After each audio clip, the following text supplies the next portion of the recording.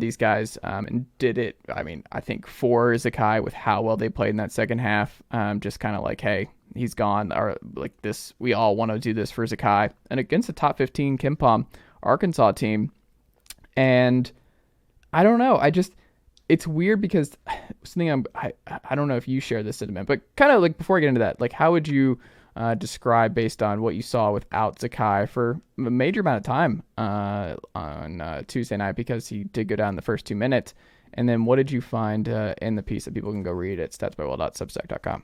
Well, I think like during the Arkansas game, so obviously it happens and it's extraordinarily depressing to see unfold because Zakai is, I mean, at minimum, one of the three most beloved basketball Vols of probably 30 plus years. If not for, I think it's him, Grant Williams, and Chris Lofton. And that might be the complete list. I'm not sure I would put anyone else above. He's on like that Denard Robinson level for Tennessee fans, I would say. Where it's just like unconditional love no matter what he does or where he goes. And a lot of guys don't really get that. So to see him go down, obviously crushing. And Grant Ramey really said it best, and I would agree with him. I don't think I've ever heard the arena that quiet. Like after he went down, it was like shockingly, silent. Like you could hear a pin drop. The only people talking were the announcers, which don't blame them. That's what they have to do. But the way Tennessee recovered from that was really impressive. I mean, like we mentioned, people are going to, say, oh, Arkansas, 19-11, 19-10, something like that. But, I mean, there's a lot of crappy teams in college basketball this year. They're not bad. I mean, they're top 20 in KenPom for a reason. They entered with a top 10 defense. Tennessee put up the fourth best offensive efficiency against Arkansas in any game this year. Held Arkansas to their second lowest offensive efficiency. I mean, a kind of stunning performance in a way, and it really, without garbage time, could have been worse. Tennessee led 72-48 with 4 minutes left. I mean, it could have been a 25-point win if a couple shots go differently. But I think regardless, like you said, speaks to the culture, speaks to what Rick Barnes has built. And like, yeah, Tennessee didn't shoot very well from three, but I thought it was kind of surprising in the moment, and not until after I looked at the data did it really lock in for me, just how good Tennessee was at the rim and in the paint against an Arkansas defense that has generally been really good as a 2-point defense this year. But it was like the second that happened, Tennessee realized, hey, they really don't have a guy that can check Olivier Kamwa without getting in foul trouble.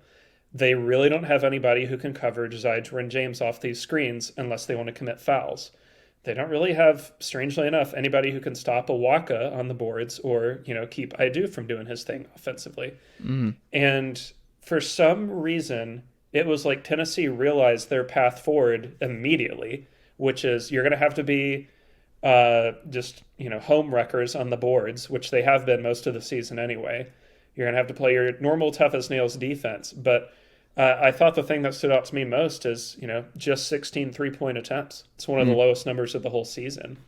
And when I looked into the data, a couple of things stood out. And I kind of wrote this piece for a couple of reasons. One, I was curious. And two, I'm going to admit I was getting a little tired of the national media rush to declare Tennessee's season over when we have seen this exact scenario play out like every single year with just fill in a blank for like every year a team picks up an injury in January, February, and everyone's like, oh God, this is it. They're not going to do it. And then, suddenly they perform just the same as they would have anyway in March. We saw it with Houston last year. We saw it with Michigan and Villanova in 2021.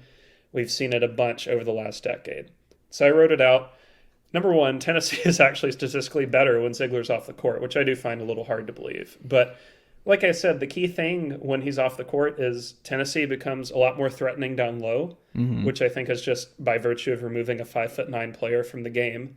They're a lot more dominant on the boards. And a thing that I didn't expect, but, when you think about it a little bit, it makes some amount of sense.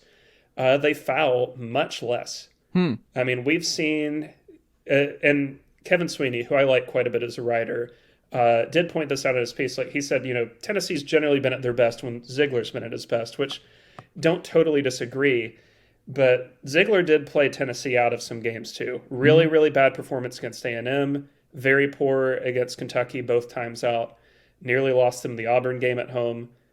Great player, beloved player, but he's not perfect. And that's Hmm. okay. He doesn't have to be.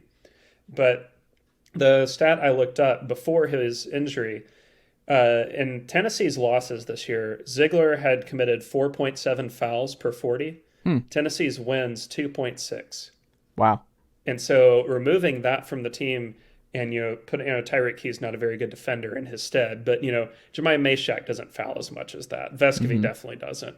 So you wonder if Tennessee can, assuming they don't get an absolute zero to replace the lost production, more or less stay about what they were.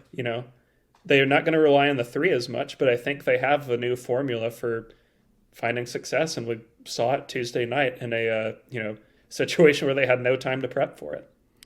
And I think one of the things we'll see is I think we'll see more variety. Like Ziegler does more of the Kyrie Irving thing inside, where he drives and Kyrie doesn't look to get fouled when he gets inside the lane. Like he's just looking to pass. Like he's comfortable under the basket when things get tight, but he's looking to do a little wraparound to Euros or Jonas when he's inside, or find somebody in the corner, this, that, and the other. He's not looking to go up and get fouled.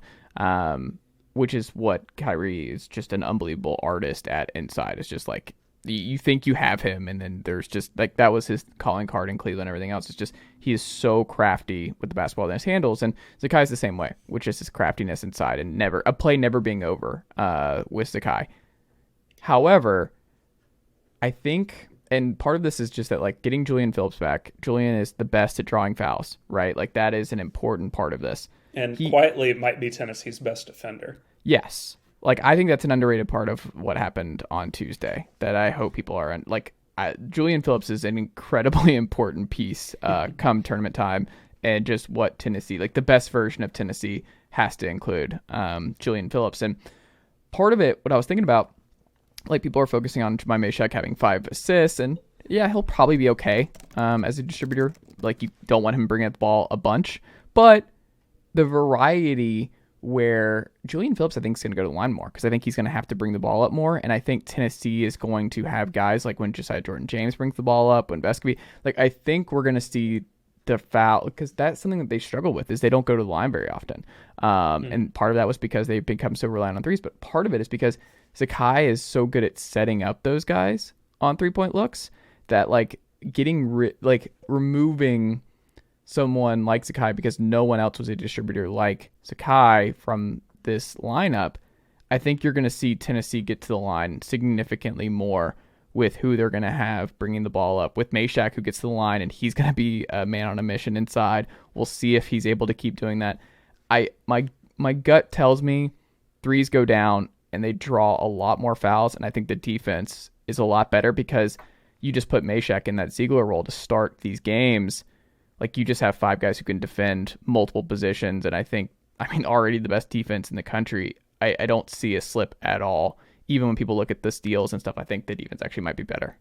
Yeah, I think it's plausible that they're going to be about as good as they were anyway. And obviously, it's a huge bummer. You never want to lose that quality of guy, quality of human, and really the biggest bummer because I just looked it up. So the preseason top 5 lineup that I had was, Ziegler, Vescovy, Phillips, James, Kamwa. They got to play a total of 88 possessions together in the SEC this season, which is you would have hoped it would have been triple that at minimum. And it didn't work out injuries wise, and it's been that kind of year. But I agree. I think Tennessee is getting a little underrated, not just because we're graduates, but because they've had the close losses. They had buzzer beaters go against them. But, I mean, they're not number 4 as we speak in KenPom for no reason. They don't have the number 1 defense for no reason. They don't have wins over Kansas, Texas, Alabama, etc. for no reason. They're a good team in a year where there's not any, maybe Houston, elite teams. And so, I mean, yeah, it's a bummer, and I don't think Tennessee's going to win the title or anything, but who's to say like they can't still make the Final Four, It's the number 4 team in America. I agree. And I'm interested to see how they handle the next 2 weeks gearing up for the tournament. Do they play a bunch of, like, does Barnes go one way, which is be extra cautious where you're like, I don't want to lose another guy, important piece to injury before the NCAA tournament? Or do you look at it as like, we're going to have to play some lineups? Because he did that on Tuesday where he had to play some lineups that he never played at all this year. And I forgot one I wrote down where I'm like, I don't think we've seen this at all this year. And I don't remember which one it was. It was like Meshack. I want to say it was like Meshack, Adu. Let's see. It was Meshack, Adu, Tobe, Kamwa, and maybe Vescovy. It was something like that where I'm like, I don't think I've seen this year. I don't think he's done that. But yeah, I think he's going to be we're going to see some lineups, but I'm just curious to see what he does. Does he like maximize those possessions, like getting those ramped up for the NCAA tournament where it's like, all right, Zeigler's not in the fold anymore. We're going to have a lot of lineups that have not played together very often this season. I need to get them as many reps with each other as humanly possible. I can't take my foot off the gas and just take the tournament lightly. The interesting thing for obviously they've still got one regular season game, at Auburn. The thing I've been, a lot of people are like, oh, Auburn's desperate. They got to get in the tournament. And so whenever you see the term must-win game, it is worth remembering that it's a must-win game because that team is not very good in the first place. If they were good, this wouldn't be a must-win game. They'd be in the tournament, right? Right.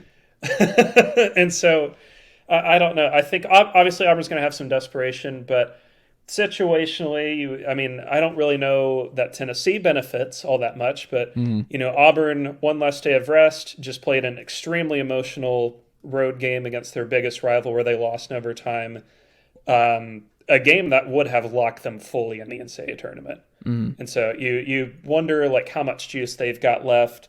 And really Tennessee kind of matches up pretty well with them on paper, of course. You don't know about the game, but it's an Auburn team that struggles with turnovers against the best defense in the nation, and an Auburn team that struggles with defensive rebounding against a top 5 offensive rebounding team in the nation. So we'll see. But Tennessee kind of quietly has a chance to build a little momentum as they head into Nashville here on a Saturday. For sure. What if Indiana wins the Big Ten tournament, Will? Where do you think their seeding winds up? What happens to Indiana? It's going to be a really rough go of it on Twitter if they win the Big Ten tournament. It's not out of the question. It's either them or Purdue as the favorite, right? Their irony-pilled fans are awesome. The super serious fans, brutal. It's the reverse of every fan base, actually. So I would peek them out, and this is just based on the bracketologists I trust, like Lucas Harkins at Heat Check or my man Bracketville. It seems the highest they can get is a 3 if they win the Big Ten tournament, which is about fair, like given who they would have beaten then, because so their last game left is Michigan on Sunday, and then you assume you've got to beat like a Purdue or like a Northwestern or Iowa level team at least once, if not twice, to get to the final or to win it all. So, they're going to have a chance to build a resume, but 4 is most likely. They're a really interesting team on the whole because metrics don't like this team. 28th Ken Pom, 31st Torvik, but it is relatively easy to explain. So they're above 500 Big Ten, I think 11-8, pretty solid-ish resume on the whole. The problem is that they rank 8th in scoring margin in Big Ten play. They are barely above water.